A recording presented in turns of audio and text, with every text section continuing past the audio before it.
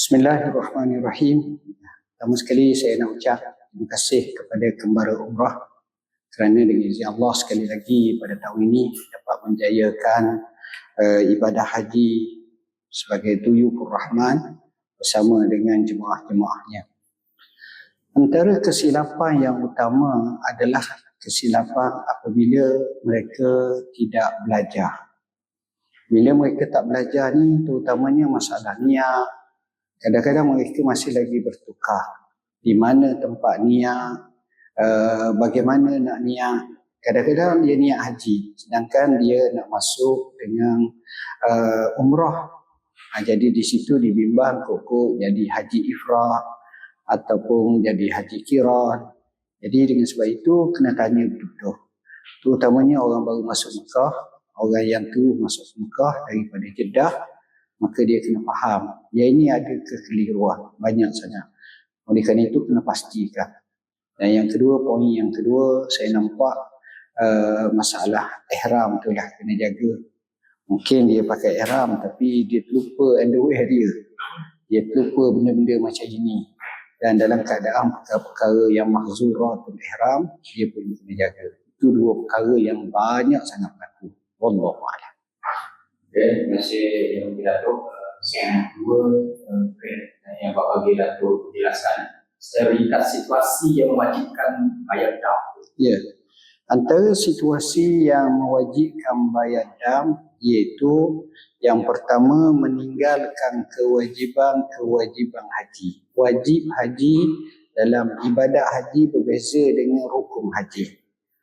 Seperti tinggal bermalam di Mina, tinggal bermalam di Muzdalifah, tinggal bermalam, tinggal melontar, maka ini wajib dam. Yang kedua, melanggar perkara yang disebut mahzuratul ihram. Dua perkara ini yang menyebabkan wajib dam.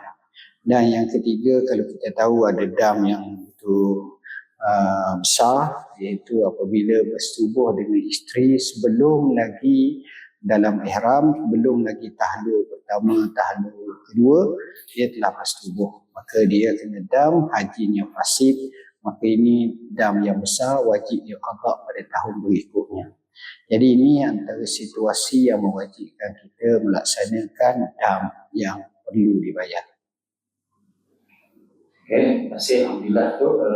Soalan yang berikutnya, para jemaah kadang ni dia nak mengimbangi antara ibadah sunnah dengan menjaga kesihatan. Saya syorkan supaya yang pertama kita tengok masing-masing tahu keadaan diri masing-masing. Dari segi prestasi kesihatan dan seumpamanya, dia sewajibnya meraihkan. Kita kena tengok di Mekah ni adalah satu tempat untuk kita ibadat dengan bersungguh-sungguh.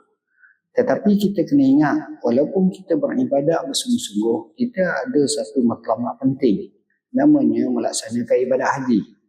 Dan ibadah haji ni dia bukan boleh buat sepanjang tahun. Dia ada musimnya dan bulan-bulannya. Jadi selama mana kita ada matlamat nak pergi mengerjakan ibadah haji, ibadat sunnah ini kita boleh lakukan, tapi kita kena jaga betul-betul prestasi kesihatan kita, khususnya apabila kita menuju ke Mina, ke Arafah dan melaksanakan ibadat-ibadat manasik haji pada 7, 8, 9, 10, 11, 12 sampailah kita selesai. Yang ini kita kena jaga nombor satu. Dari segi fiqh awlawiyah, yang inilah yang utama. Jadi yang lain sunat-sunat kita buat, tapi kita juga raih bila kita nak buat ibadah haji, adakah boleh mengurangkan dari segi matlamat semangat kita buat haji dan kerana sakit, letih dan seumpamanya. Justru kena jaga perkara ini dengan sebaik mungkin. Terima kasih Yang Mulia Datuk. Seterusnya dalam suasana yang sangat mencabar, apakah akhlak utama yang perlu dijaga oleh jemaah? Akhlak. Ya, pertama sekali sabar. Sabar ni merupakan rukun ataupun perkara yang paling penting. Kerana haji ni kita kena faham dia penuh dengan ujian. Walaupun kita bawa dengan satu package yang terbaik dan termahal pun ada ujiannya.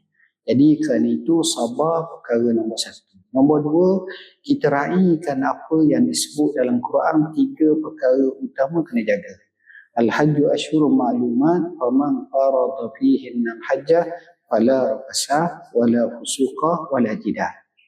Apabila haji itu ada bulan-bulan yang tertentu, siapa yang melaksanakan haji, yang pertama jangan dia buat perkara yang membawa kepada seks ataupun cakap hal-hal ini, ataupun perkara yang fasik yang membawa kepada dosa, ataupun banyak berdebat.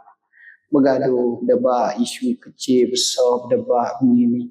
Jadi itu mengurangkan matlamat kita nak cari mardhatillah, keredaan Allah. Sedangkan kita masa itu sedang untuk mendapat rahmat kasih sayang daripada Allah, keampunan daripada Allah.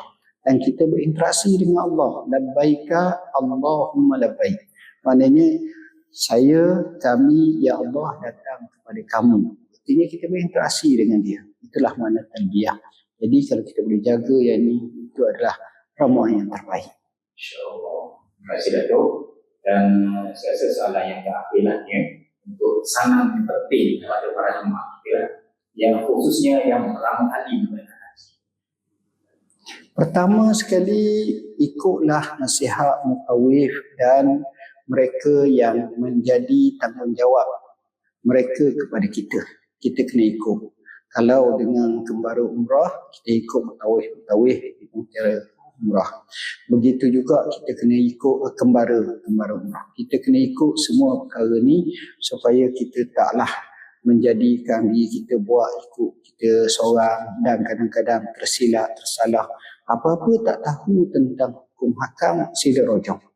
Alhamdulillah biasanya ada mereka yang akan memberi peringatan kepada kita dari semasa ke semasa. Oleh kerana itu, saya syorkan kita kena ambil peluang ini untuk kita rujuk kepada tokoh-tokoh agamawan dan juga ustaz-ustaz yang telah ditauliahkan untuk menguruskan ibadah haji kita ini. Allah.